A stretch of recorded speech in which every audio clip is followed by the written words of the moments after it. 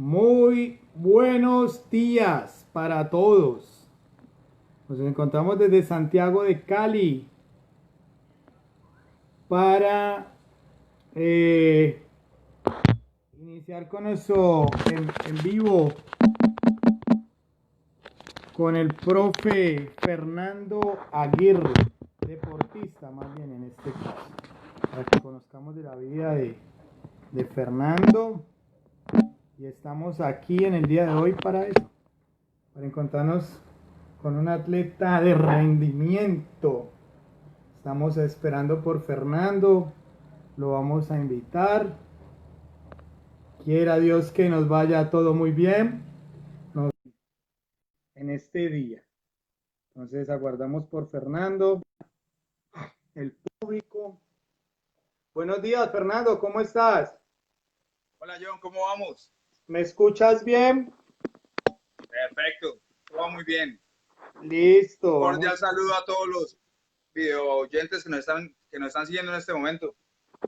Listo, sí, aguardemos por ellos un minuto. Voy a ver si me acerco un poco más. Y bueno, gracias por estar aquí conmigo. Un placer. ¿Cómo ha estado el día de hoy esa lluvia? Fuertecita, ¿no? Pero era necesaria, o sea, rico. A mí me parece chévere que se refresque, sobre todo porque es que la semana pasada hubo muchísimo calor. Muchísimo calor, sí. Ah, bueno. Entonces esperemos, aguardemos un minutico más Dale, y iniciamos. De todas maneras, es muy valioso darte las gracias por acompañarnos en este nuevo proyecto y haber recibido de gran manera nuestra invitación. un placer. Listo. Eh, ya está el profesor Gustavo Pineda. Un saludo para el profesor Gustavo Pineda, para Catalina Velázquez, que está conectada también. Un saludo, marchista de la Liga Vallecaucana. Un gran abrazo, un gran saludo. Exactamente siendo las 10. Bueno, profe, yo creo que podemos ir iniciando, ¿le parece o esperamos? Como quieras, no hay problema. Bueno, entonces yo creo que ya han llegado 4 personas, 5, entonces yo creo que es hora de iniciar y voy a iniciar de dos maneras. Fernando, me dices si de pronto se escucha bien allá, quiero poner el himno nacional de Colombia, creo que hoy amerita, sin desmeritar los participantes anteriores, pero es muy valioso este himno, ¿sí? Es muy merecido y con nuestra próxima invitada también. Entonces, no hablemos ni lo pasado ni lo anterior, hablemos del presente. Entonces, antes de iniciar, te voy a pedir que escuchemos nuestro himno nacional y me dices si se escucha o no. Vale. Se escucha perfecto. Muchas gracias.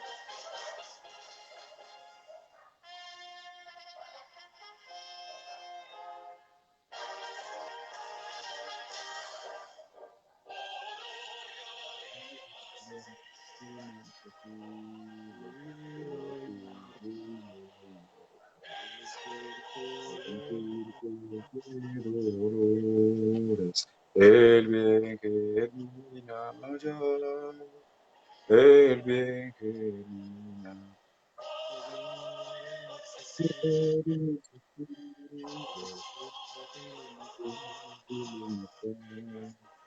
En su de dolores, el bien germina allá.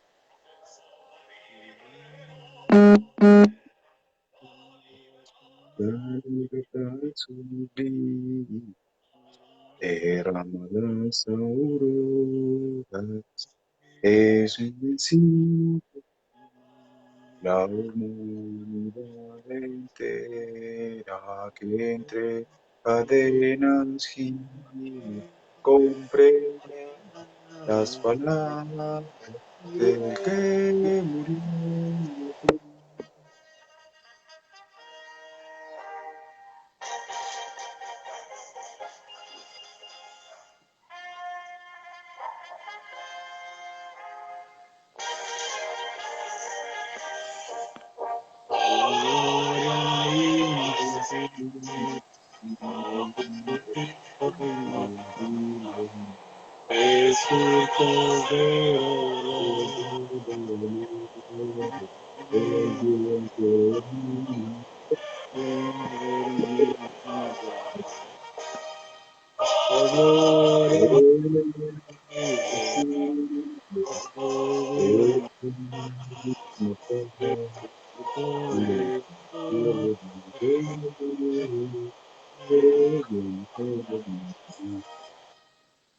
Perfecto, muchas gracias. Excelente, ¿cómo se siente eso, no?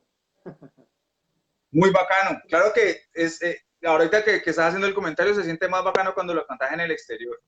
Si hay algo que yo recuerdo muchísimo de ese tema es cuando vos tenés el honor de cantar tu himno nacional en el exterior. Eso es muy chévere. Claro, y cuando estás representándolo y estás afuera, me imagino cómo Sí. se debe sentir, ¿no?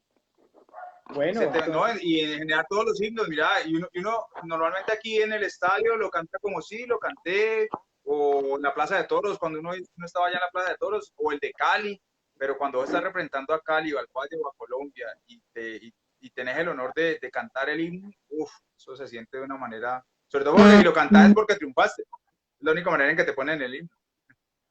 bueno, darle la gloria y la honra a Dios primero. Voy a hacer una Me, corrección. Yo me imagino que usted en el deporte y en su vida diaria ha tenido unas anécdotas, pero mira que en la entrevista pasada se me salió hasta una palabrota del desespero, que no cuadraba la cosa, y dice la palabra de Dios que lo que hay en el corazón abunda la boca. Pues pido excusas, pido disculpas a los televidentes, a los seguidores, porque en el desespero uno se bloquea hasta por decir scout, dije scouting, no, son unas barbaridades, pero dice la palabra que el hombre es bueno o el que no se equivoca no es el que no peca, sino que el que se equivoca y retoma. Entonces, buenos días, gente, buenos días, Fernando Aguirre Sarria, estamos con el deportista paralímpico de esgrima y de alto rendimiento, pero quiero que nos cuentes tu entrevista porque veo que has practicado natación, voleibol y esgrima, pero quiero que nos cuentes ya esa parte de tu vida, quién es, cuántos años tienes, dónde naces y no específicamente todavía como tal, sino lo que has hecho. Creo que también has participado en la Secretaría del Deporte. Cuéntanos. bueno, sí, yo soy un orgulloso caleño, soy hijo de los Panamericanos del 71, o sea, yo creo que por ahí viene toda esa vena deportiva y todo ese amor por la ciudad. Toda mi vida he practicado deporte creo desde los 7, 8 años. Empecé por un tema, en esa época el ser hiperactivo no era muy bien visto por los médicos, entonces el pediatra le dijo, mamá, este muchachito hay que meterlo a hacer deporte como sea.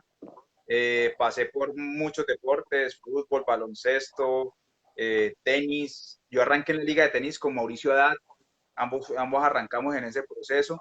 Después pasé a judo, natación, hasta que ya terminé en voleibol, que fue el deporte de toda mi vida, desde selección infantil, pasando por juvenil, por prejuvenil, en ese entonces se llamaba junior, juvenil, hasta mayores, ya en mayores, en junior me retiré de la selección Valle, pero seguí siempre practicando con el colegio, pasé a la universidad, en la universidad también participé durante toda mi carrera en el equipo de la universidad, me gradué como administrador de empresas con énfasis en mercadeo de la Javeriana, empecé mi vida laboral, pero seguía ligado al voleibol, a nivel empresarial seguí jugando durante toda mi vida laboral.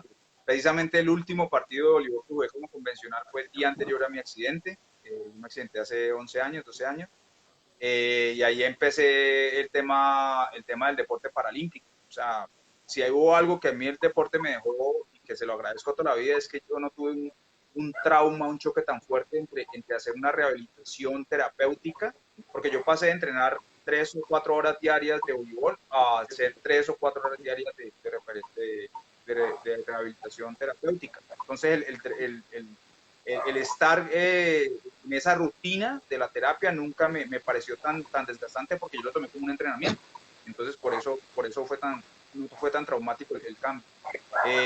Quise ingresar inmediatamente al deporte paralímpico, pero en ese entonces no había voleibol sentado en Colombia, entonces empecé por otros deportes. A la par iba mi vida laboral común y corriente. Yo trabajé 15 años en el sector automotriz, pasé por todas las partes del área administrativa, por mercadeo, por comercial, por ventas, por compras, por todo eso. Eh, me independicé hace más o menos, no sé, unos 8 años, monté empresa, gracias a Dios me fue muy bien.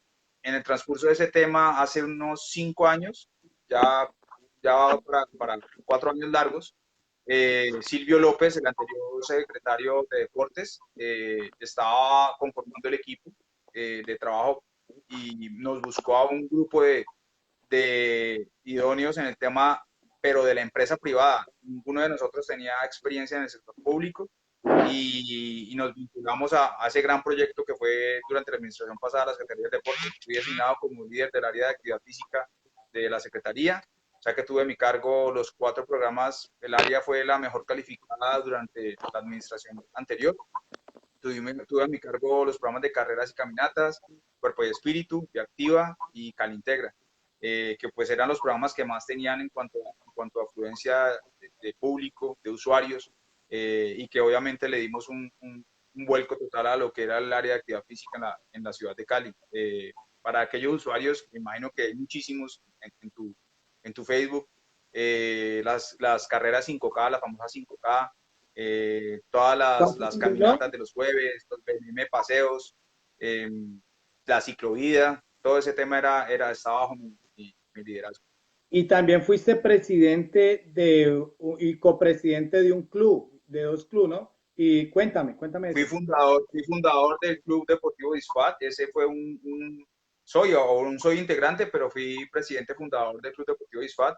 Es un honor porque el club arrancó como parte de Fuerzas Armadas. Yo estaba en ese momento trabajando con excombatientes del Ejército Nacional, y uno de los temas que empezamos a desarrollar en la brigada fue precisamente la vinculación de los heridos en combate a actividades deportivas. Arrancamos el club allá, nos fue muy bien, pero por temas físicamente de buscar poder representar más allá del tema dentro de Fuerzas Armadas, decidimos privatizar el club, que se convirtiera en un club deportivo oficial para poderlo tener reconocimiento de la Secretaría, y ahí lo abrimos también al personal civil. Entonces ya fue todo, cualquiera podía ingresar, no tenías que ser excombatiente del Ejército Nacional.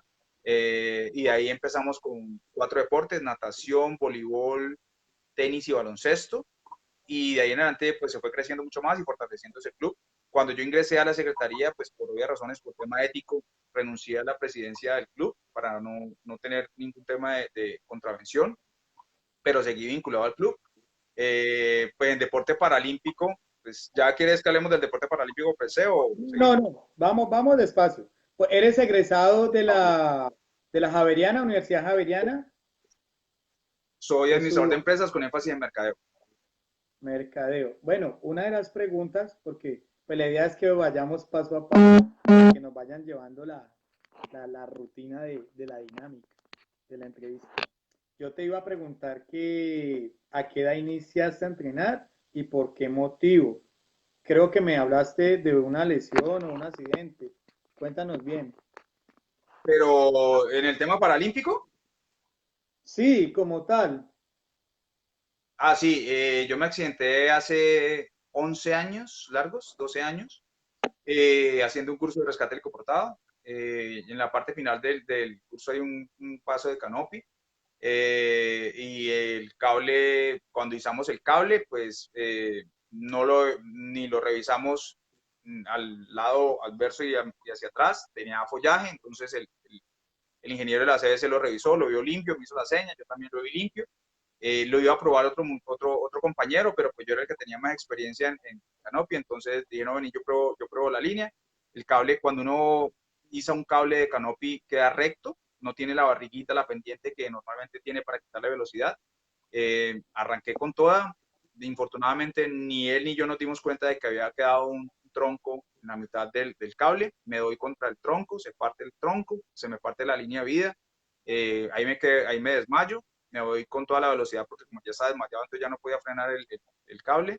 me doy contra los tubos de seguridad y ahí caída libre 120 metros sobre el follaje. Algo de historia voy a nombrar y me corriges si no está bien.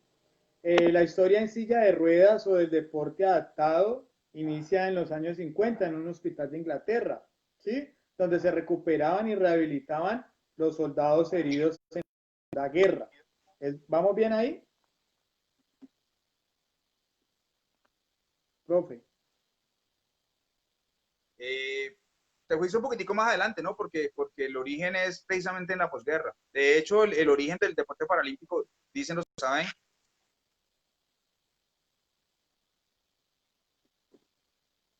de la Primera Guerra Mundial se les ubicó un tema terapéutico y empezaron en una clínica de Inglaterra, si mi memoria no me engaña, a hacer tiro con arco.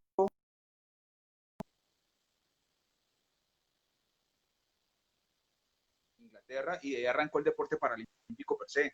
Básicamente fue desarrollado para excombatientes precisamente porque la gran mayoría en su momento de personas que quedaban con algún tipo de secuela de la guerra era amputaciones o paraplegia producto de balas, etcétera, etcétera. Entonces, básicamente fue con ellos que se arrancó el proceso del deporte paralímpico. Sí, siempre se habla de unas lesiones severas o una fuerte amputación o lo de los disparos. En este caso, Fernando, tengo una gran pregunta, una incógnita que me surge. ¿El deportista nace o se hace? Escuché porque como lo tengo en el celular, cuando entran mensajes se pierde la señal. Me preguntaste. Si no, lo puedes poner, lo bajas y lo pones en silencio.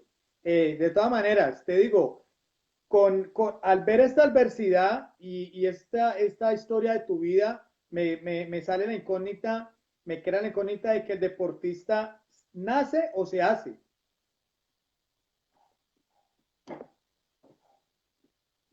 Yo creo que las dos. Lo que pasa es que hay un tema muy que va pegado a cada cual. Ejemplo, si Ronaldo no entrenara 4 o 5 horas después del entrenamiento normal en su equipo, entonces no sería tan bueno como es Ronaldo. No tendría las habilidades congénitas con las que él nació y las desarrolló. Yo creo que es una combinación de las dos. O sea, vos puedes ser muy bueno, tener muy buenas características en el biotipo, pero si no están acompañadas de un entrenamiento muy fuerte, pues yo no lo creo. Por ejemplo, para no ir más lejos, Katherine Ibargüen. Katherine Ibargüen no arrancó como corredora de salto. Ella, si mi memoria no me engaña, empezó precisamente en atletismo en 100 metros Garrocha. y en jabalina, y no le fue, en garrocha, perdón, y no le fue nada bien. O sea, y entonces el entrenador el cubano llegó y le dijo en algún momento, mira, ¿por qué no ensayamos otro deporte? Y resultó ser una berraquita. Para no irte, trayéndolo a mi historia personal, mira, a mí, mi deporte de toda la vida es el voleibol, siempre ha sido voleibol. De hecho, los grandes logros que tuve cuando era convencional era como voleibolista. Y en el paralímpico, sigue siendo mi deporte de fascinación, pero no me fue tan bien.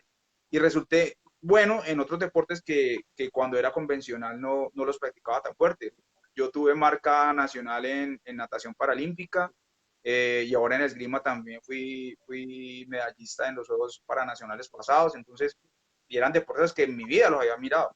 Pero yo creo que eso es una muy buena combinación de los dos, nacer y hacerse. Ya, pues ¿por qué lo pregunté? Porque pues debido a tu accidente, muy respetuosamente, te tocó cambiar tu estilo de vida y modificar de pronto para adaptarte al entreno, ¿no? Es muy respetuosamente lo que te digo. ¿Cómo desarrollas tus actividades laborales, académicas y deportivos? Contanos cómo es la cosa, cómo es el cuento. Bueno, el tema es de organización, simplemente es un tema de disciplina. Yo creo que si algo que yo le heredé al deporte toda la vida fue eso. O sea, vos te acostumbras a unas rutinas, que esas rutinas, el seguir esas rutinas, pues obviamente te llevan a conseguir un éxito, ¿no? Una meta alcanzada. Entonces, si vos juiciosamente tenés un parcial el lunes y empezás toda la semana anterior juiciosamente a estudiar 2 horas para ese parcial, lo más seguro es que te vaya bien en ese parcial. Entonces es lo mismo, las rutinas van muy acompañadas de disciplina y pues permiten organización. Y yo creo que la base de todo es la organización. Si no, entonces uno no alcanzaría. Hay veces que yo sí digo, pues pucha, necesito días de 30 horas, de 40 horas porque no me alcanza el tiempo. Pero yo creo que todo organizado se puede hacer. Entonces, en el caso específico, en mi caso, tengo una rutina en la mañana, la rutina laboral. Bueno, de hecho, era mucho más fuerte cuando estaba en la secretaría. En la secretaría tenía que madrugar a entrenar a primera hora antes de ir a la secretaría. Estaba trabajando en la secretaría todo el día. Lo alternaba 2 días con mi cátedra en la universidad y todas las noches entrenaba. Y eso era de domingo a domingo, porque los domingos yo trabajaba con ciclovía. Entonces, es un tema y obviamente tenés que dejar espacio también para tu vida personal, entonces, para tu familia, para tu vida social, entonces hay que buscar espacio para todo, pero yo creo que eso es todo un tema de organización. Si vos te organizás, si sos juicioso y disciplinario, sí, todo se puede dar. ¿Utilizas alguna filosofía? ¿Te basas en alguna teoría que te inspira a desarrollar tus entrenamientos o cuando enseñas? Yo creo que más no es una filosofía de entrenamiento, sino una filosofía de vida. Es una frase en latín que toda la vida la he utilizado, es carpe diem, que significa aprovecha el día. Y es eso, yo creo que el tema de aprovechar el día, yo ahorita, claro que yo ahorita lo traduzco más a gózate el día, porque si vos a lo que haces no le metes pasión, no le metes berraquera, en todo en la vida no te va a resultar. Llámese una amistad, llámese una relación sentimental, llámese tu desempeño laboral, tu estudio. Si vos no le metes el alma, el corazón y todas las cosas, no se van a dar de la misma manera. O de pronto se dan, pero no se te van a dar de la misma manera. Definitivamente lo que se ama, se goza. Amén, sí, uno es apasionado. Bueno, sabemos que llevas una gran parte de tu vida ya dedicada a la competición pues de alto rendimiento, por lo que nos has contado, pero cuéntanos sobre tu carrera como deportista ya de esgrima y defínenos lo que es el significado del deporte adaptado en silla de ruedas de esgrima como tal para que todos tengamos conocimiento, por favor. Bueno, básicamente voy a hacer un paralelo para que entiendan más o menos la diferencia entre esgrima del convencional al paralímpico. Eh, Casi que todas la parte normativa, la parte reglamentaria de la esgrima en cuanto al desarrollo técnico-táctico es exactamente el mismo que el paralímpico. Vienen las diferencias que da el desarrollo del paralimpismo per se, pero en lo que es entrenamientos, en lo que es categorías, en lo que es manera de arbitrar, etcétera, son muy similares. Hay 3 armas, sable, espada y florete, categoría femenina y masculina. De pronto la diferencia es que no existen las categorías infantiles y de desarrollo, sino que simplemente en paralimpismo existe masculino, femenino, categoría A y B, que eso viene de la clasificación. Para aquellos que no sepan, todo deporte paralímpico se rige por un tema de clasificación que te ubica en un rango que te permite de una u otra manera competir contra personas que tienen una similitud en cuanto al desarrollo de tu discapacidad para no tener que darte ninguna ventaja sobre otra persona y dependiendo del tipo de discapacidad. Porque voy a hacerte un ejemplo queda muy claro para que lo entiendan. Si tú ves una prueba de natación 50 metros, 50 metros libre, entonces tú dices, se va a correr la prueba 50, se va a tirar la prueba 50 metros libres en masculino y en femenino. Entonces, si vamos a eso, entonces habrían en competencia 6 medallas, 3 de masculino y 3 de femenino, y se acabaría la prueba. Si nos vamos al paralimpismo, entonces vos te vas a encontrar que para natación esa misma prueba perfectamente pueden ser alrededor de 30 y algo de medallas. ¿Por qué? Porque son 7 categorías y cada categoría por masculino y femenino, dependiendo del tipo de discapacidad y el tipo de lesión. Voy a hacer una aclaración porque entonces de pronto cuando yo planteé las preguntas me confundí algo. Quiero que me expliques, ¿el deportista convencional de esgrima es lo mismo que se requiere para el deportista paralímpico de esgrima o es totalmente diferente para yo comprender cómo vamos en la dinámica? En cuanto al desarrollo del deporte per se, es muy similar. O sea, las diferencias son ya en la parte de juzgamiento. como tal. Pero, por ejemplo, para que me entiendas, cuando un esgrimista convencional va a competir, se tiene que subir ¿qué? Ahí se me fue, en la, en la, en el carril, pues, o sea, en la pista, perdón, gracias, en la pista de esgrima. Entonces te subes en la pista, que es una pista magnetizada y todo el tema, entonces te tienes que colocar tu cordón, que es el que te está magnetizando. Entonces, si estás en espada, el toque de la punta de la espada vale en toda la superficie de tu cuerpo, desde el zapato, o sea, desde el tenis hasta la máscara, por ejemplo. Con el paralimpismo, nosotros no nos subimos en una pista, sino que nos subimos en unas rampas, unas rampas que están ancladas, la silla queda estática, nosotros competimos sobre una silla de ruedas, sin importar la categoría, si es A o B, ya les explico el tema de la categoría, eh, y quedas anclado, y los toques de espada solo se tocan de la cintura hacia arriba. Entonces, ¿qué pasa si se toca de la cintura hacia abajo? Nos colocan unas faldas que están magnetizadas para que el toque no prenda la bombilla. Pero de resto, entonces es igual que en el convencional. El toque que vale es de la cintura para arriba en cualquier parte del cuerpo, también en la máscara, etcétera, etcétera. Eso es en espada. En sable, básicamente lo mismo. En sable, si vos te das cuenta, el sable, el toque se te marca, en convencional, si se te da en la máscara y en la chaqueta. Y es exactamente lo mismo en paralimpismo. También se te marca en la máscara y en la chaqueta. Y en florete se te marca específicamente en el chaleco. Y igual con paralimpismo, también en el chaleco. Pero la diferencia básicamente es lo que te digo, que nosotros estamos estáticos, estamos anclados a unas plataformas y competimos sobre las plataformas. En cambio, la diferencia con el convencional es que una parte muy importante del desarrollo de la técnica del esgrimista convencional es el tema de desplazamiento, o sea que el tren inferior se utiliza muchísimo en la práctica. Nosotros, por obvias razones, no utilizamos el tren inferior. No sé si quedó claro, lo expliqué medio somero. No, pues quería que primero nos explicaras uno y luego el otro, pero estaba haciendo bien la comparación. Vamos bien. Entonces, ¿qué participaciones hay? O sea, ¿cuál la diferencia entre las participaciones en lo convencional y en lo paralímpico? ¿Cuáles son como esas categorías de Bueno, las participaciones? entonces básicamente, como te decía, en el convencional obviamente tiene que ver con el tema de las edades, desde las categorías infantiles hasta competencias mayores. Estamos hablando de alto rendimiento, en femenino y en masculino. En el paralimpismo solamente hay dos categorías, A y B, también en femenino y masculino.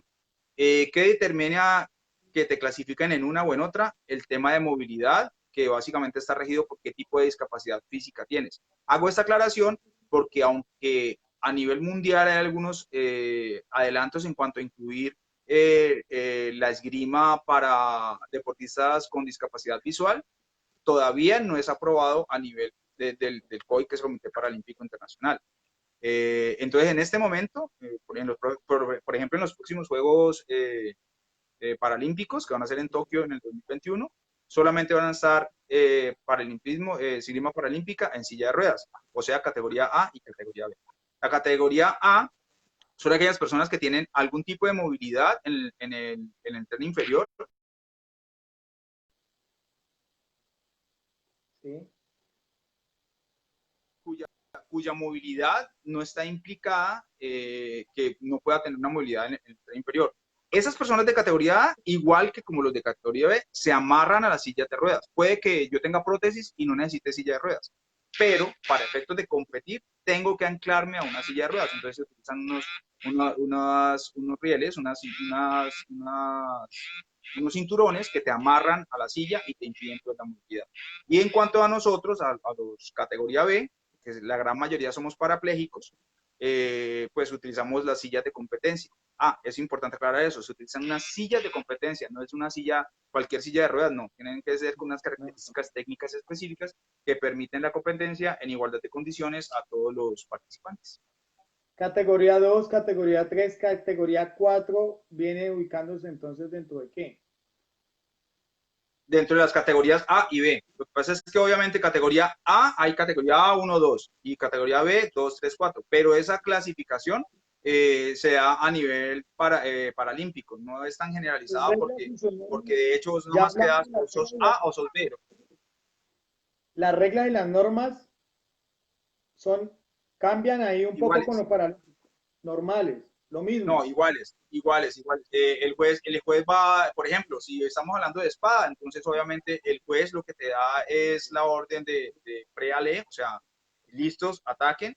Y el ataque es igual, vos te vas a las defensas, son las mismas, las paradas en cuarta, paradas en sexta, parada en quinta, en séptima, en octava, en novena, etcétera, etcétera, y el toque es lo mismo. O sea, el juez obviamente se ayuda por la máquina, porque la máquina es la que el sensor es el que te marca el punto no. Igual en paralimpismo como en convencional se marca el punto doble, etcétera, etcétera.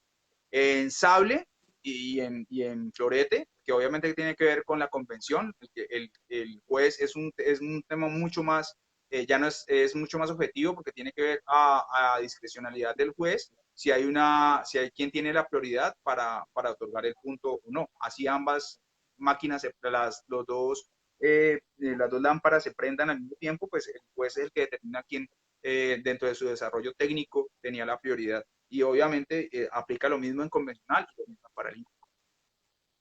Entonces, para los que acabaron de ingresar, les recordamos los tipos de arma que es igual, ¿no? Florete, sable Espada.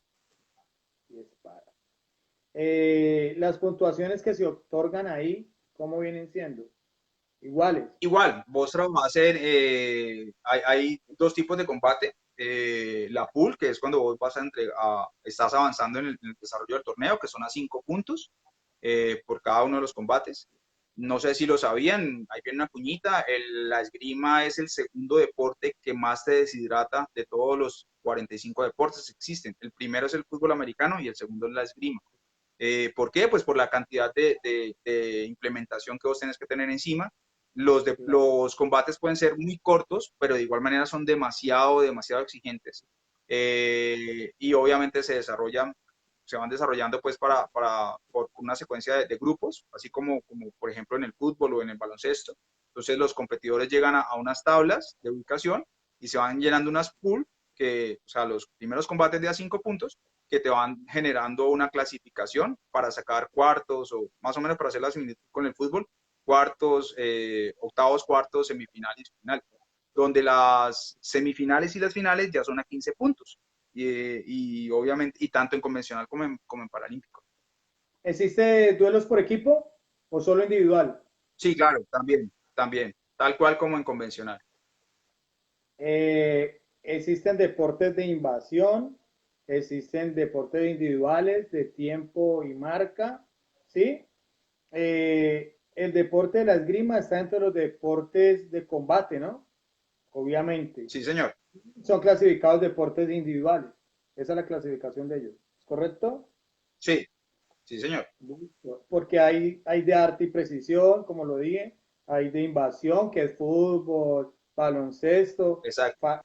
Es bueno aclarar porque los televidentes, la mayoría son de deporte, pero no todos tampoco. Entonces, es un deporte de Válido. combate individual, donde está el taekwondo, el boxeo, el judo, la lucha libre, el karate, la esgrima y el sumo. Bueno, Exacto. sigamos pues. Bueno, yo estoy entrenando esgrima, practico esgrima, me intereso por la esgrima. Cuéntanos tú en qué se centran el entrenamiento de deporte de silla de rueda o adaptado de esgrima. ¿Cuáles son los ejercicios generales que se practican y los ejercicios que más valoran? ¿Qué más se valoran ahí? Bueno, la parte metodológica es la misma. Sin importar si vos sos un deportista convencional o un deportista paralímpico, el proceso tiene que ser el mismo. Vos empezás por un calentamiento, un estiramiento, un calentamiento, para proseguir a la parte física, a la parte del entrenamiento físico. Después viene la parte del entrenamiento técnico. Después viene la parte de la táctica. Y por último, por penúltimo, el desempeño del deporte per se, o sea, combates. Y por último, estiramiento. O sea, todo el deporte es exactamente el mismo, tanto en convencional como en paralímpico. Por obvias razones, nosotros tenemos que hacer muchísimo énfasis en la parte física, que es la parte que tiene que ver con el desarrollo del tren superior, fortaleza en brazos, torso. nos trabajan muchísimo la parte abdominal, porque aquellos que no han visto la práctica de la esgrima paralímpica, hay que tirarse mucho hacia la parte trasera de la silla para evitar los toques, y de igual manera hay que lanzarse mucho hacia tu oponente, entonces tienes que tener una fortaleza abdominal interesante para poder recuperarte rápido, y obviamente fortaleza en los brazos para poder realizar los ataques o aguantar los ataques de la mejor manera posible. Y después viene la parte que también es igual de importante, la parte táctica. ¿Por qué? Porque de hecho, si hubo algo que por ejemplo, nos diferenció a los esgrimistas, venga la cuña, que ganamos los Juegos Paranacionales el año pasado, porque el Valle quedó como campeón para esgrima, no solamente de todos los juegos, sino específicamente para esgrima. Nos traímos oro, plata y bronce los 3 oros fueron de Valle. Entonces, una parte que nos destacó frente a nuestros oponentes fue la parte técnica. Somos muy técnicos. Entonces, esa parte, pues, para nosotros es muy importante, bajo la autoridad del entrenador César Arias, que es una persona que conoce muchísimo en el tema del esgrima, toda la vida ha estado en el esgrima. Asumió el reto de trabajar con el paralimpismo, porque no había trabajado nunca con deporte paralímpico, y afortunadamente yo creo que eso es una de las grandes baluartes. Él nos trabajó con la misma intensidad que se trabaja el deporte convencional, y eso nos permitió, pues, dar los resultados que damos. Y esto me parece que se aplica a todos los deportes. Hay personas, en estos días participé en un foro de la Universidad, la Pontificia Bolivariana de Medellín, donde el foro estaba hablando precisamente de deporte paralímpico, y muchos de los que estaban asistiendo al foro preguntaban que cuál era la diferencia entre entre el deportista de alto rendimiento convencional al paralímpico. Y la gran mayoría de entrenadores decían, es que no hay diferencia. Si vos diferencias, estás cometiendo un error con el deportista. Porque si vos concebís al deportista paralímpico como algo diferente a un deportista de alto rendimiento, entonces estás fallando. Entonces, si vos decís, ay, no, el pobrecito en silla de ruedas, por utilizar un término despectivo, entonces estás eliminando la posibilidad de darle un alcance de desarrollo paralímpico de alto rendimiento a un ser humano. Entonces, por darte un ejemplo, cuando yo entrenaba natación, los calentamientos de nosotros eran los mismos 4.500 metros que hacían convencional, que podíamos demorarnos un poco más, es cierto, pero hacíamos los mismos 4.500 metros. Y cuando vos ves en los entrenamientos de nosotros entrenamos las mismas 3 horas y media que todo deportista convencional en esgrima. Y lo partimos en las mismas 3 partes, etcétera, etcétera. Y nos agotamos lo mismo, y nos lesionamos lo mismo, y el desgaste es igual, y la berraquera es igual, la pasión es la misma, y obviamente, pues, tenemos que demostrar lo que somos cuando nos ponemos esta camiseta. No es gratis. Cuando uno se pone esta camiseta y la suda con el amor que lo tenemos que sudar todos los deportistas, pues por varias razones es un orgullo tenerla, y tenemos que darlo todo cuando estamos representando al Valle. ¿Cuál es la implementación, pues, deportiva que usa? O sea, realicemos una descripción, porque me hablabas de careta, descríbeme todo lo que usa. Sí, me hubieras dicho, porque precisamente terminé entreno, entonces guardé todo. Pero básicamente es lo mismo. Espérate, creo que puedo, no, aquí no puedo hacer cambio no, no se puede hacer. Pero pues al fondo tengo mis implementos, que son el sable, la espada, el florete. Son las mismas 3 armas, exactamente las mismas. La máscara, que hay máscara para florete, máscara para sable y máscara para espada. El uniforme, que es el mismo uniforme, que es la chaqueta, el protector. Lo primero es el protector, pero nosotros nos protegemos.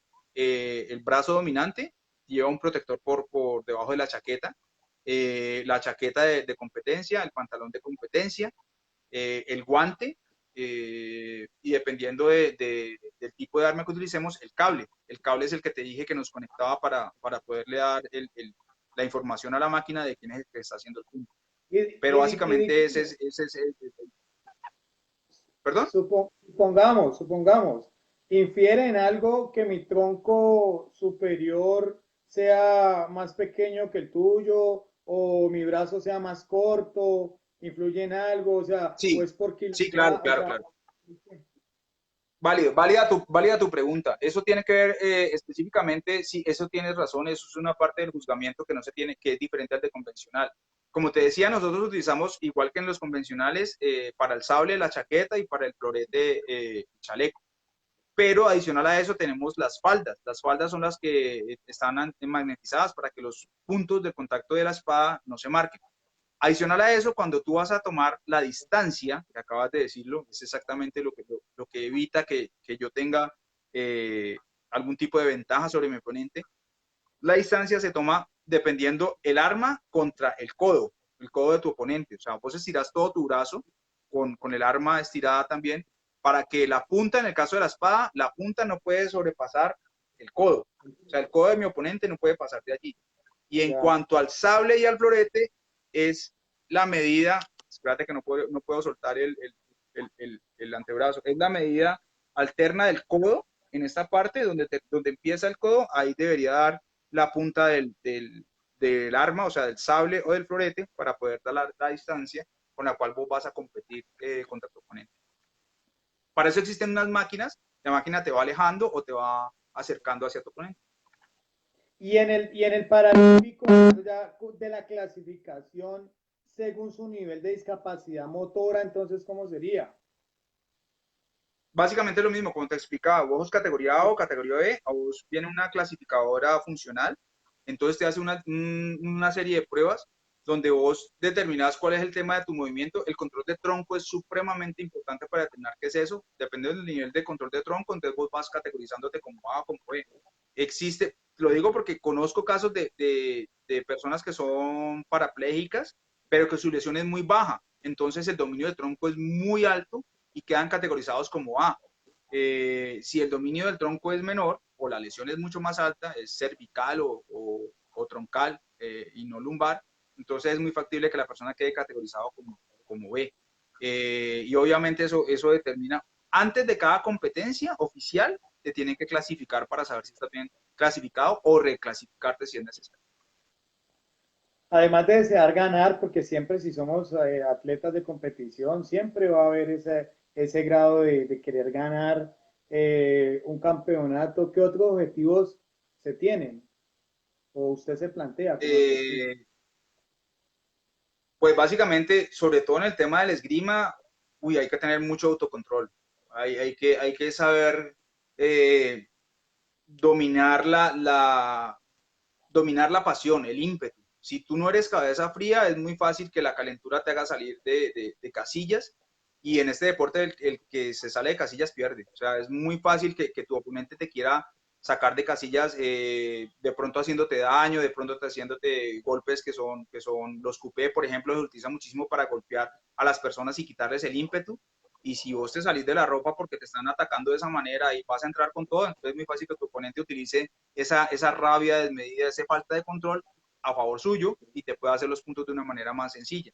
Yo creo que, y eso lo aprendí yo muchísimo de mi entrenador de César Arias, que uno tiene que tener un autocontrol, porque el tema no es solamente ser bueno técnicamente hablando, sino también mentalmente, porque el desarrollo del combate te lo va generando de esa manera. Tienes que tener un autocontrol suficiente para poder leer a tu oponente, desarrollar tu estrategia para poder realizar el desarrollo del combate, y adicional a eso, tener que controlarte para no salirte de las casillas y hacer algo pues, que no esté acorde al reglamento. Además de que, de igual manera, como en el convencional, a vos las salidas de la ropa injustificadas son igual de penalizadas. La falta de respeto, contra el juez, la falta de respeto contra el público, están igual las tarjetas amarillas, las tarjetas rojas, igual te expulsan, tal cual como en convencional. Entonces uno en ese tema tiene que ser muy calmado. Adicional a eso, porque la esgrima es un deporte de caballeros. O sea, si hay algo que caracteriza a la esgrima, es el trato muy respetuoso. Pues el origen de la esgrima es precisamente ese, no sé si lo sabías, que viene desde la época medieval, donde los esgrimistas franceses empezaron con este tema. Entonces es un tema muy de caballeros, de mucha hidalguía, pues el trato hacia tu oponente.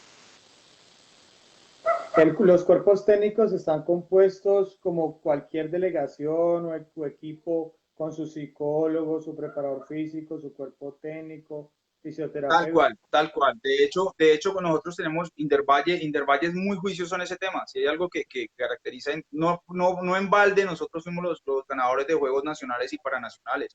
Si hay algo que ha caracterizado a Indervalle durante la administración de Carlos Felipe, pues ha sido precisamente eso, que el deportista cuenta con todo, o sea, es muy fácil decir, el deportista se subió al podio y ganó el oro, y ya, entonces el mérito es del deportista.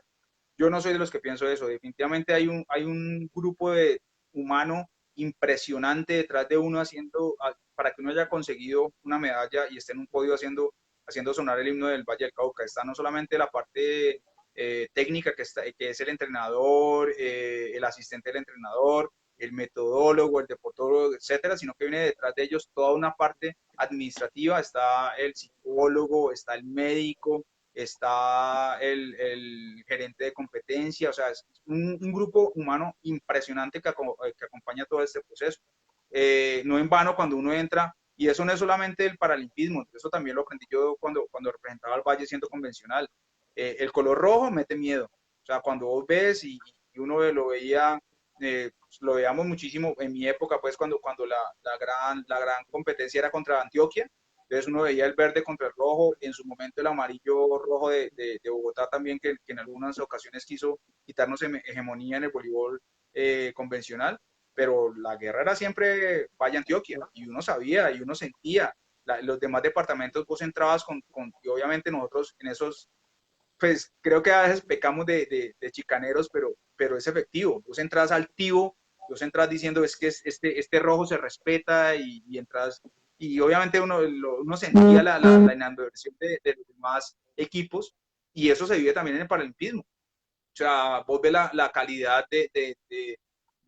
no solamente pues, voy a decir algo de eso, va a sonar un poquito feo, pero cuando vos hablas con los demás deportistas de otros departamentos y decís, bueno, ¿y ustedes con qué vienen? Entonces, se ve nomás la vestimenta, vos venís con tu uniforme de presentación, tu uniforme de competencia, tu chaqueta, tu maletín, o sea, se nota, y aquí no hay miseria cuando quieren llevar a un deportista a un juego paranacional, o sea, se invierte en el deportista.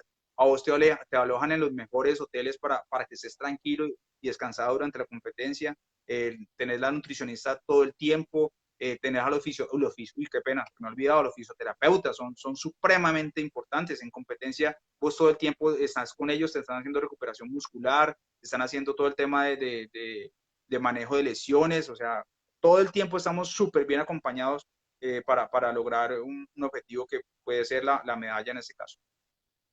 Sí, muy bien, ¿no? Como deporte, como todo deporte de competición y destreza, ¿qué es un talento en esgrima, en deporte adaptado? ¿Y cómo puedo detectar un talento en este caso? Bueno, acabas de hacer una pregunta muy interesante porque de hecho fue parte de la discusión que tuvimos en el foro que te estaba comentando. A diferencia del deportista convencional, donde a vos es muy fácil leerte el biotipo, de hecho ya la ciencia se ha adelantado muchísimo a eso. Hay aparatos de última generación que a vos te pinchan el dedo y con el ADN, entonces ya dicen, no, resulta que John sirve para baloncesto y ya, y quedaste clasificado y punto, y tenés que ser basquetbolista porque no puedes ser ni nadador, nada de eso, y eso ya existe en la ciencia. A diferencia del convencional, el paralímpico es diferente, porque el biotipo, sobre todo, vos tenés dos maneras de tener una discapacidad, o la adquiriste o es congénita, o sea, naciste con ella o la adquiriste, no hay otra manera. Entonces, cuando vos te hacen ese tipo de análisis, el análisis sobre un ADN no tiene en cuenta la discapacidad. Entonces, si vos adquiriste la discapacidad y tu biotipo era para ser, puedo decir una tontería, jugador de fútbol, y resulta que tuviste una lesión, no sé, amputación bilateral. Entonces, ¿cómo vas a ser jugador de fútbol si vas a tener una amputación bilateral? Entonces, tienes que buscar el desarrollo como deportista, como ser humano, qué deporte te gusta de los deportes que hay en la plataforma paralímpica, que fue básicamente lo que me pasó a mí, lo que te estaba contando. O sea, mi deporte de pasión es el voleibol, pero no di talla en el voleibol paralímpico, en el voleibol sentado, pues era bueno, pero no daba el nivel para hacer una selección Colombia. Entonces dije, voy a buscar otro tipo de deporte que me llene las expectativas. Y tal cual, yo en ese sentido soy con el deporte, he pasado por todo, hermano. Arranqué por baloncesto, pasé a tenis de mesa, después estuve en natación, después hice atletismo de calle, eh, fui fundador con la profe Sara, el tema de tiro deportivo. Lo mismo hice con lo de karts, también incursioné en ese tema y dejé no vamos a decir el nombre por obvias razones porque de pronto te cobran la cuña, pero la única pista de karts que tiene karts adaptados permanente es la que queda en el norte, al frente de Chiquichape. eh, y también con el esgrima, también fui de los pioneros con el esgrima, entonces ha sido una cantidad de deportes que a mí me encanta el deporte, toda la vida me ha encantado el deporte, pero por obvias razones uno tiene que buscar potenciar sus habilidades para poder desarrollarse de la mejor manera posible. Eh, Asumo que existe una edad mínima y una máxima, pero tiende a ser un deporte más de mayores, más de libre. En convencional, no, porque en convencional están todas las categorías, desde infantil hasta mayores.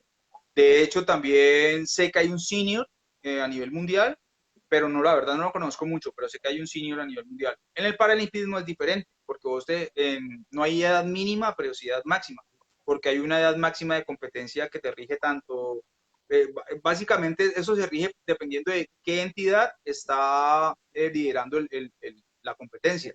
Por ejemplo, en juegos para departamentales que los maneja pues cada una de las ciudades, en selección Cali, vos no puedes ser selección Cali después de los 57 años, en paralimpismo, estoy hablando, ¿no? A nivel de Indervalle también hay una edad límite. A nivel de Colombia, o sea, del Comité Paralímpico, para representar al departamento en los Juegos Paranacionales, hay una edad límite. Igual para participar en Juegos Paralímpicos, hay una edad límite que no puede sobrepasar. Hablando ya en general como del ser humano, para que hagamos una descripción. En general, aparte de la discapacidad, ¿cuáles son las principales diferencias entre el deporte adaptado y no adaptado?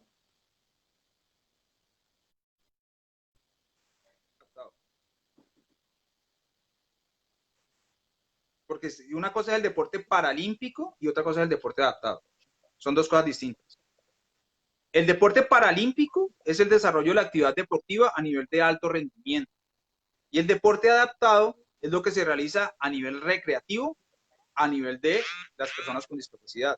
Entonces, por ejemplo, cualquier persona realiza deporte adaptado. Si, yo me voy a ir a jugar baloncesto con los amigos el fin de semana en silla de ruedas, eso es deporte adaptado.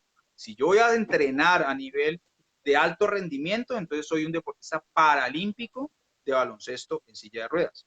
Entonces, para que hagamos esas dos aclaraciones. Ahora, si me vas a Gracias. decir me vas a preguntar, si entendí bien la pregunta, lo que ibas, de cuál es la diferencia entre el deporte paralímpico, pues mira, yo creo que más que diferencias, es un tema de compromiso, ¿no? De entender de que esto no es gratis, o sea, como el convencional. El hecho de que vos tengas silla de ruedas, nadie te va a regalar una medalla, tienes que ganártela y tienes que sudarla, y es un tema de entrenamiento diario. Lo estamos viendo ahorita los deportistas convencionales y paralímpicos durante la cuarentena. Igual tenemos que seguir entrenando en nuestras casas y acondicionar las casas para hacer entrenamiento. A mí me hace muchísima falta ir a hacer combates en el Coliseo, pero a falta de eso, pues toca aventurarse. A falta de plastrón, esto sí te lo puedo mostrar. Mira, tengo un plastrón ideado, ahí si estás viendo la chaqueta, detrás de la chaqueta debajo de la chaqueta está un cojín, y en el cojín obviamente hago los toques que utilizo normalmente para que usaría en un plastrón en el Coliseo. Entonces nos toca adaptarnos y de igual manera de seguir entrenando muy fuerte, porque el tema no es llegar, sino mantenerse. Y el solo hecho que ya hayamos sido, la historia dirá que el primer campeón de Juegos Paranacionales en paraesgrima fue Valle del Cauca, pero yo no creo que ni Bogotá, ni Medellín que viene detrás, ni Antioquia que viene detrás de nosotros nos van a dejar la pelea muy fácil. Se están preparando igual de duro para desbancarnos, sobre todo porque les dolió muchísimo que en el primer juego paranacional donde participa Esgrima les hubiéramos quitado todas las medallas. ¿Has hallado o has conocido alguna dificultad de algún deportista de esgrima? ¿Te ha pasado o algún compañero? ¿Has hallado o has conocido alguna dificultad? ¿En cuanto a qué específicamente? Pues en cuanto a la disciplina, debido a la discapacidad, o no, como dices tú, se entrenan, es lo mismo, se Pues esfuerzan. más allá que la discapacidad, porque el tema de la discapacidad per se no te dificulta que vos hagas entrenamiento, no. Es un tema más que es exactamente lo que pasa en el convencional. Yo creo que más un tema de recursos.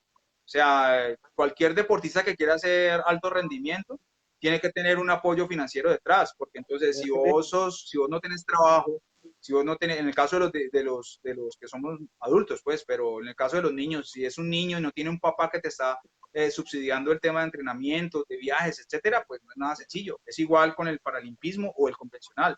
Si vos no tenés una entrada a tema de un ingreso que te pueda facilitar el que vos puedas dedicarte a entrenar, pues va a ser muy complicado. No es lo mismo que vos te tomes un Gatorade a que te tomes una huepanela. Entonces, y es un tema que tiene que ver básicamente con los recursos que vos puedas suministrarle al tema deportivo. Y en ese sentido, sí, claro, obviamente la gran mayoría de mis compañeros no están vinculados laboralmente, entonces les toca bastante dificultoso pues hacer el tema. Claro que para nadie es un secreto. Si vos vas a ser un deportista de alto rendimiento, pues tenés las posibilidades de, en el caso de Indepalle, de quedar dentro del programa de deportista apoyado, que básicamente es un salario que a vos se te genera por el hecho de que seas deportista paralímpico, pues medallista, pues básicamente por eso. Como deportista de la Selección Valle o Selección Colombia, ¿cuáles fueron tus planes a futuro en ese momento? ¿Cuál fue el objetivo de tus planes?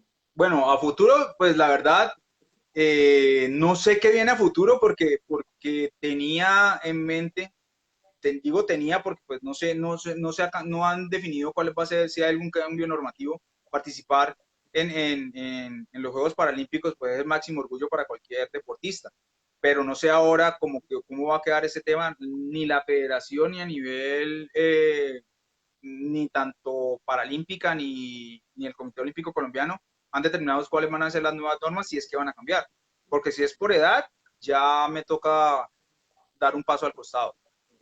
Puedo participar en los próximos Juegos Paranacionales, pero no sé si en los Paralímpicos me den chance para el próximo año, porque ya el próximo año tendría 50 años cumplidos. Yo tengo 49, entonces por eso pensaba que en este año podría participar en Tokio. No sé si el próximo año vaya a haber algún tipo de cambio en normativa por el hecho de que no se pudo participar por lo de la pandemia. Entonces, el primer objetivo es salir bien preparado de esta cuarentena, afrontar todos los clasificatorios que haya necesidad de presentar para poder acceder por cupo lo teníamos al haber sido triunfadores de los Juegos Paranacionales, pero pues ahorita toca no solamente lo que te dije, no es solamente llegar, sino demostrarlo y mantenerse. Entonces me imagino que habrán los clasificatorios nuevamente se tendrán que abrir los clasificatorios para poder generar el equipo que vaya a representar a Colombia en Tokio. Eso es a nivel de muy corto plazo. A nivel mediano y largo plazo, pues mediano sí sigue siendo, mientras que la normativa me lo permita, defender los colores del Valle del Cauca o de Cali, en el caso de mi patria chica, es el principal objetivo, siempre lo voy a hacer. Amo a mi ciudad, la respeto muchísimo, adoro a mi región, la respeto muchísimo, y obviamente representar a Colombia es el máximo orgullo de cualquier deportista. Entonces, en ese orden de ideas, cualquiera de los tres, dependiendo si hay algún tipo de normativa que lo impida, voy a seguir trabajando por ese lado. Y a ver si le monto más medallitas a la biblioteca, Claro, porque no no, me la he mostrado, voy a aprovechar para mostrarla. De la dale, biblioteca. dale, dale, tranquilo. Qué bien, qué bueno. Wow. El recorrido largo, extenso, ¿no? Qué bueno. Sí, claro, ahí donde es, ahí hay, ahí hay, ahí hay trofeos creo, a ver si alcanzas, no creo que alcance a leer, pero por ejemplo, mira que este es del año 80 y algo, 88. el de voleibol de Pio 12, y ahí hay de todo, pues, o sea, pasando por todos los deportes, ¿no? Natación, atletismo, Voleibol, eh, atletismo. voleibol, No, y esa es la esa, idea de conocer a fondo sus victorias, sus derrotas, sus anécdotas, ¿ya? Y hablando de una sí, de las claro. dificultades, a eso me refería también. Lo de la pandemia ha sido una dificultad porque cambiaron los tiempos. ¿Cómo han sido esos entrenos ahora? ¿Cómo es un entreno? ¿Cómo han llevado a cabo esos entrenos ahora? ¿Lo han desarrollado? de manera virtual. O sea, nosotros tenemos entrenadores físicos y el entrenador técnico. Entonces, el entrenador físico nos da una rutina, normalmente lo hacemos por medio de Zoom, la plataforma. Entonces, todos los deportistas nos conectamos, entonces él nos da una rutina, nos va diciendo qué vamos haciendo y él nos va observando a todos en Zoom, cómo estamos, cómo es en el video, pues, cómo estamos realizando la actividad. Y de igual manera, cuando tenemos el entrenamiento técnico, entonces el entrenador nos va diciendo qué tipo de ejercicio estamos haciendo contra el plastrón, que te mostré ahora. Entonces, no sé, cada cual en su casa se ubica de manera que quede al frente del plastrón y va siguiendo el desarrollo del entrenamiento técnico. Entonces, por ejemplo, el entrenador te dice, voy a decir una tontería, toque directo con parada por cuarta, 15 toques, entonces uno tiene y hacer parada, cuarta, parada, cuarta, parada, cuarta, parada, cuarta, parada, cuarta ataque, y combinar, etcétera, etcétera. Y eso se van las 2 horas de entrenamiento. Entrenador que recuerdes que haya marcado tu vida o haya marcado una diferencia, o algún deportista o compañero. Todos los entrenadores me marcan, absolutamente todos. Yo creo que si hay algo que yo desde niño lo he aprendido, es que vos como deportista, y eso dice mucho, o sea, el deportista que no valore a su entrenador y de hecho lo representa es un malagradecido y uno no puede ser malagradecido en la vida. Yo creo que todos los entrenadores que yo he tenido me han dejado una mella y trato de no solamente triunfar por egolatría, sino por tema también de respeto hacia mi entrenador. Trato de dar lo mejor y representarlo de mejor manera. Dicen los que saben que si uno es un guache en la cancha es porque su entrenador es un guache. Entonces vos tenés que también demostrar un tema de respeto, de caballerosidad, y yo creo que y eso me lo inculcaron a mí desde que yo era selección infantil. La mejor manera de respetar a tu oponente es darle con todo, porque eso, cuando vos entras y diciendo, no, este pobrecito le voy a dar suavecito, y ahí uno lo ve en muchísimos deportes, donde vos ves que uno de los dos competidores está haciéndole como por no hacerle, no, si vos tenés que demostrar respeto, y la mejor manera de respetar es, si vas a dejarlo 15-0, lo dejas 15-0. Si lo vas a dejar 15-1, 15-1. Pero es una falta de respeto que vos tengas un nivel técnico de pronto superior y entonces te querás igualar a la otra persona simplemente porque de pronto no tiene el mismo rango. Es una falta de respeto a tu oponente y yo por lo menos no la comparto. Yo cuando voy a subirme en una plataforma es porque lo voy a entregar todo, sea quien sea el que esté al frente. Deseo que me especifiques algo. Un movimiento o ejercicio táctico y un movimiento y un gesto técnico. Por ejemplo, por decir algo, en fútbol, un sistema de juego 4-4-2, ¿sí? Y jugamos un principio de juego, jugar a lo largo, a lo ancho, rematar y acompañar la jugada. Y un gesto técnico puede ser remate, ¿sí? Puede ser control y pase. Quiero que me ubiques en ese espacio, quiero verme en una pista, anclado en una silla, en un tubo de acero, con un Vale. florete. Eh, Un sistema y, táctico, y lo que te voy a sistema decir es, técnico. y es lo mismo que vos vas a ver en un convencional. En el desarrollo del combate, por ejemplo, el entrenador va a decir, quiero que hagas parada en cuarta o parada en sexta, o sea, no sé si me están viendo, parada en Sí, Dani. cuarta o parada en sexta y toque directo. O sea, que yo me ataca mi combatiente, hago la parada y ataco. ¿Listo? Eso es un tema técnico. Estoy haciendo una parada y un ataque. Un tema táctico, vas a hacer una doble intención. ¿Doble intención qué es? Por ejemplo, tú estás al frente mío, te hago una finta que te voy a atacar por el lado izquierdo. Mi objetivo es que la doble intención es que vos hagas una acción para que yo haga uso de esa acción. Entonces yo te voy a atacar por el lado izquierdo, tú te defiendes con cuarta hacia el lado izquierdo y yo hago un pase por debajo de tu arma y te hago el toque. Eso es una doble intención. Ya. Anécdotas, momentos fáciles, momentos duros, momentos tristes. ¿Pensaste en rendirte o en retirarte en algún momento? Eh, bueno, momentos duros, toda la vida desde niño los he tenido en el deporte. El deporte es, en ese sentido, un poquito ingrato, porque no hay nada más doloroso que vos dejes de entrenar por X o Y motivo y volvás y hayas perdido forma o lo que sea. Me pasó cuando yo era selección Valle Juvenil. me accidenté en la rodilla izquierda, tuve una para obligada durante 6 meses y eso me costó la titularidad de la selección Valle en el nacional en el que tenía chance de sacar medalla. Y fue chance de que me pasaron, de que perdí la titularidad y fui a jugar como banca.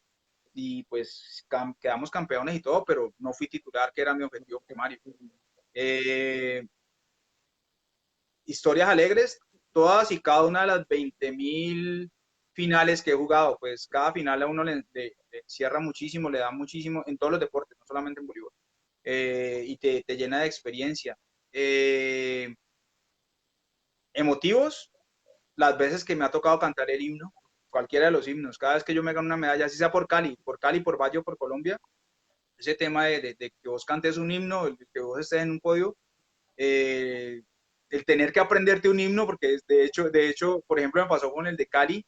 En mi época, los himnos que se escuchaban en el colegio era el del Valle y el de Colombia, no tanto el de Colombia. Cali. Y me tocó aprenderme el himno de Cali porque yo decía, pucha, y si llego a ganar una medalla, entonces ¿qué? Entonces yo, como sabía que iba en busca de medalla, me tocó sí o sí aprenderme el himno. Que afortunadamente me lo aprendí porque ahorita cuando fui funcionario de la Secretaría sí que me pasaba eso de que habían 20.000 Bonilla. actos y siempre tocaban el himno y uno, ay, buena madre, qué pena pues siendo funcionario público y sin saberse el himno de Cali, pues queda oso. Eh, Mucho sufrimiento de parte de mis papás, obviamente, el desgaste de ellos cuando yo era infantil, cuando era juvenil, obviamente sufría mucho el tema de la competencia, muchísimas lesiones, muchas veces mi papá me decía, no más, deje esa vaina, y yo decía, no, yo sigo, yo sigo, yo sigo. Mi mamá sí siempre era, si usted quiere, hágale, si usted piensa que puede, hágale. Eh, y ya ahí en adelante dejar, yo creo que quedan muchos recuerdos positivos. Hubo algo que yo creo que me marcó mucho en mi época. Yo soy separado en mi matrimonio tenía la educación que tuve sobre el menor. En ese entonces me separé cuando él tenía 6 años, y fueron unos 6 años de mucho tema de valor. Entonces, por ejemplo, puedes ver que tu hijo no tiene ningún tema, precisamente por la interacción que tuvo conmigo frente al tema deportivo. Yo fui el que le enseñé a nadar a él, o sea, no domino las piernas, pero le enseñé a nadar a él y nadábamos juntos en la piscina. Cuando él me acompañaba a los entrenos de voleibol sentado, él trataba al amputado común y corriente y yo le veía eso en el trato que él tenía con otros niños. Por ejemplo, él interactuaba en la unidad teníamos un vecino, el hijo de un vecino tenía discapacidad cognitiva y mi hijo lo asumía como cualquier otra persona y yo sí veía que el resto de niños de pronto lo trataban diferente al niño con discapacidad cognitiva. Y yo creo que la valoración que le marcó a mi hijo el verme dentro del ambiente del paralimpismo, pues eso le dejó unos valores que aspiro, espero, gloria a Dios, nunca los vaya a perder. ¿Qué piensas que necesita el deporte de esgrima adaptado para generar mayor visibilidad o conocimiento entre el público?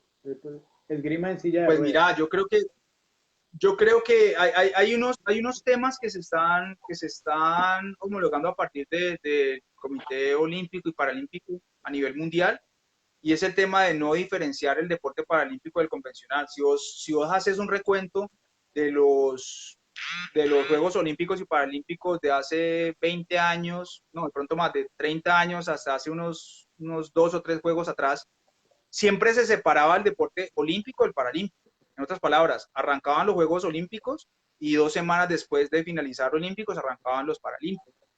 Esa brecha se está cerrando. Se está tratando de unir tanto el deporte olímpico como paralímpico en el tema de competencia. No es tan sencillo, no es nada sencillo, pero yo creo que ese es un tema que va a generar mucho más expectativas, sobre todo porque la gente va a empezar a entender y a valorar el tema de un deportista paralímpico. Pero sin llegar a eufemismos ni a manejar sociologías que no son. Mucha gente vislumbra al deportista paralímpico como un héroe. Yo no soy muy amigo de que nos vanaglorien de esa manera. Todos los deportistas me parece que tenemos un respeto por el hecho de que estamos haciendo un tema de entrega y somos referentes a nivel social. Eso sí es válido. que un niño te mire como un referente porque es que el deportista tiene una entrega, una disciplina, unos valores adquiridos, eso es muy importante. Pero que a vos te valoren porque tenés una discapacidad, eso sí no me parece. Entonces, ese tema me parece súper interesante de poderse unir el tema de convencional con el paralimpismo. En este momento estamos en una disyuntiva bastante complicada con el ingreso de la normativa que rige a partir del 1 de enero del 2021, en la cual los deportes paralímpicos tienen que tomar un norte para o federarse o seguir la continuidad bajo el tema deportivo. No sé si todo el mundo lo conozca de nuestros televidentes, pero a diferencia del deporte convencional, el Sistema Nacional Deportivo nos ubica a nosotros en este momento a hacer clubes por tipo de discapacidad, no por deporte. Vos ves el club deportivo de fútbol, el club deportivo de ciclismo, el club deportivo de baloncesto en convencionales. Y en paralímpico, pues el club deportivo de físicos, el club deportivo de visuales, el club deportivo de auditivos, de cognitivos y generado con los 18 deportes. Entonces es un tema que tenemos que tomar una decisión ya. Coldeporte está tratando de generar rápido la normativa para poder acoplarnos al sistema paralímpico y en enero ya todo el mundo tiene que estar enfocado. Yo, Fernando Aguirre, hablo en primera persona, qué pena, yo preferiría que nos manejáramos por tema deportivo y no por tema de discapacidad. Porque, por ejemplo, en el caso de nosotros, en el caso del esgrima, yo prefiero hacer parte de la Federación Colombiana de Esgrima que de la Liga de Discapacidad Física del Valle. Porque si yo me enfoco hacia el deporte, entonces estoy yendo hacia un desarrollo técnico-metodológico que va muy diferente a que yo pueda generalizar 34 deportes en un solo estamento. Claro. Y no, esgrima creo que desde los 106 años del paralimpismo ha estado presente. ¿Me corriges? Eso es cierto. ¿Cierto que sí? Adicional a eso, Aquí, pues yo creo que hay un tema que tiene que verse mucho y es el tema del fomento deportivo.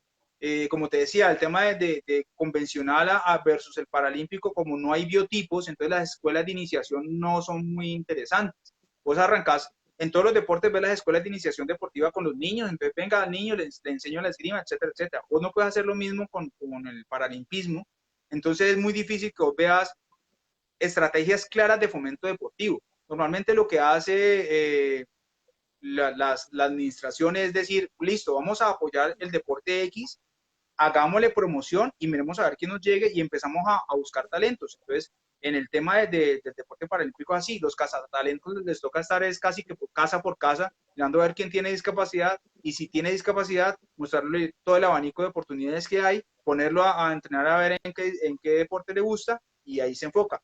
Pienso que ese no es el deber ser. Pienso que hay que desarrollar, por eso cuando hiciste la pregunta entre deporte paralímpico y deporte adaptado, me pareció muy interesante. En la administración anterior, cuando yo fui líder del área de actividad física, teníamos un programa que se enfocaba específicamente en deporte adaptado, que era tener una oferta de actividad física a toda la población con discapacidad. Pasamos de atender a los 233 deportistas paralímpicos de la ciudad de Cali a tener una oferta deportiva para todas las 150.000 personas con discapacidad de la ciudad de Cali.